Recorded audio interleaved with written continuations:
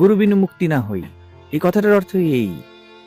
কারণ জগৎ তোমায় কিছু হওয়াতে বিলিভ করতে বলে, বা বলতে পারো তোমাকে কিছু বিলিভ করতে বলে, সেটাই জগৎ হয়ে যায়।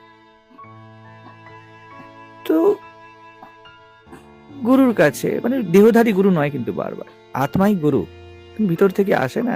কারণ তুমি তো কাউকে গুরু বলো, দ্যাট আমি, ও যখন গুরু মূর্তি ধারণ করে তখন সামনের গুরুও চলে আসে। রামকৃষ্ণের আত্মা যখন সাধনা করতে চাইলে তখন যেমন যেমন গুরু দরকার তেমন তেমন চলে এলো।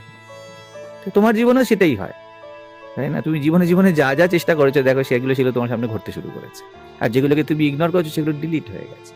তোমার আত্মা যখন গুরু মূর্তিতে আবির্ভূত হয় না, তখন সামনের গুরু মূর্তি ও রিফ্লেকশনে চলে আসে, এবং ইট মিনস, এটাই সিগন্যাল যে অস্তিত্ব চাইছে যে তুমি নিজেতে প্রবেশ করো।